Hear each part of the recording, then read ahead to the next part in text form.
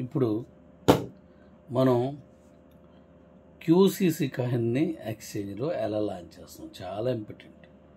ఇది నువ్వు తెలుసుకున్నావంటే రేపు మనం లాంచ్ చేసినప్పుడు కాయిన్ని ఎలా కొనుక్కోవాలని తెలుస్తుంది. కొంచెం జాగ్రత్తగా చెప్తాను, చాలా ఇంపార్టెంట్, జాగ్రత్త వినండి. ఎవ్వరు చేయింది ఇంతవరకు, ఎవరు పెట్టంది మనం క్రియేట్ చేసుకున్నాం డాడీస్. మీరు నేను క్రియేట్ చేసుకున్నాం. ఆ క్రియేషన్ ఏంటో ఇప్పుడు చెప్తాను. సహజంగా ఒక ఎక్స్చేంజ్లో ఒక కాయిన్ లిస్ట్ చేస్తే దానికి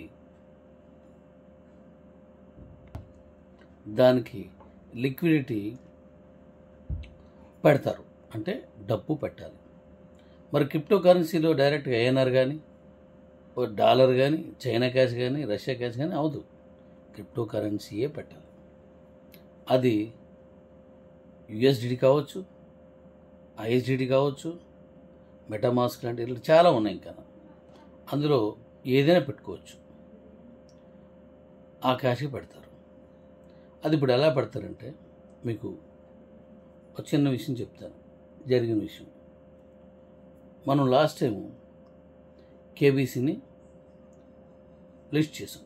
అలా లిస్ట్ చేసినప్పుడు ఎక్స్చేంజ్ ఫీజులు కాకుండా ₹1,00,00,000 దాంట్లో లిక్విడిటీ పెట్టాను. కాయిన్ రేటు ₹1 పెట్టాను.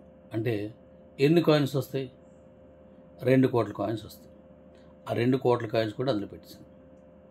ఆ తర్వాత అది ట్రేడ్ అయింది, ₹12 వరకు మనకి వెళ్ళింది. ఆ తర్వాత నుంచి తగ్గుముఖం పడుతూ 30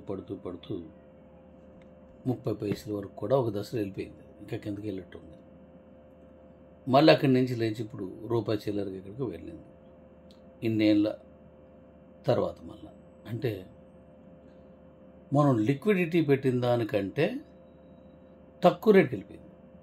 ఎందువల్ల అంటే అందులో మనం ₹1,00,00,000 లిక్విడిటీ పెట్టింది తీసివేయడం జరిగింది.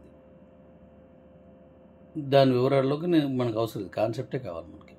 తీసివేయడం జరిగింది. అప్పుడేమవుతుంది? Coin zero. దాని వాల్యూ లిస్ట్ ప్రకారంగా జీరో. స్వశక్తితో అది పెరుగుతూ ఉండాలి తప్పిస్తే అది ఎప్పటికీ కూడా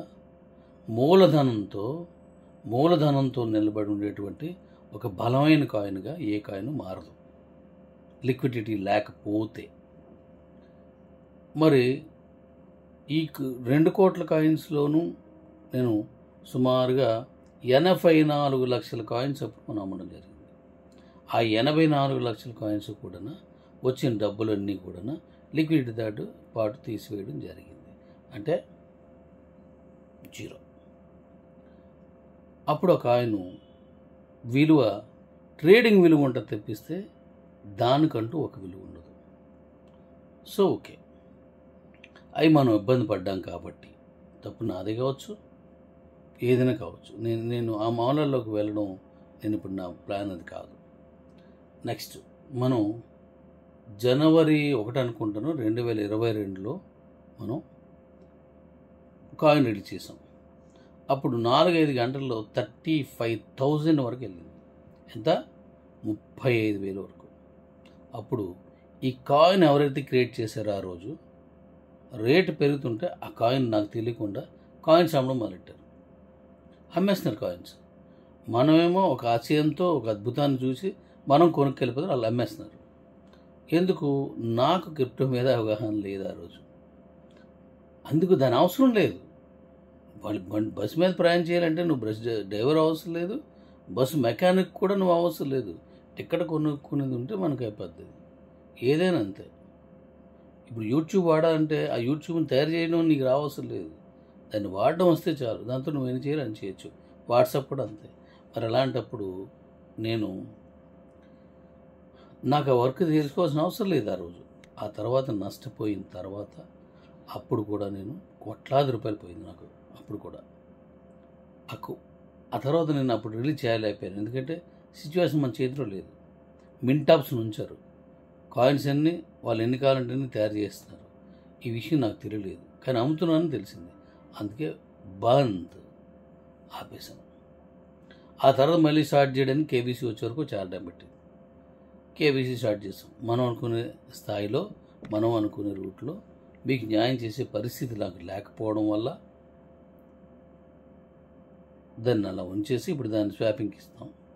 ఇప్పుడు నేను బీసీటీ కాయిన్స్ తయారు చేసాను. ఆ బీసీటీ కాయిన్స్ కేబో కాయిన్స్ని అలా మార్చాం. ఇప్పుడే 1440 అయిపోయింది, మీకు తెలుసు. దానివల్ల అది కాయిన్ ఈ స్వాప్ చేసుకొని తీసుకోవచ్చు, అమ్ముకోవచ్చు, లేదా వాడుకోవచ్చు. ఇదంతా ఎందుకు చెప్తున్న డాడీ, మాకు తెలుసు కదా అని మీరు అనుకోవచ్చు. అందరికీ ఈ విషయం తెలియట్లేదు. అందువల్ల రేపు కొత్తగా వచ్చేవాడికి ఈ ఆడియో పంపించండి. అందరికి తెలియలేని అందరికీ ఇది పంపించండి. అప్పుడు సిస్టమ్ ఎలా ఉంటుందో వాళ్ళకి అర్థమవుతుంది. ఓకే, నెక్స్ట్ ఇందులోనే పార్ట్ 2.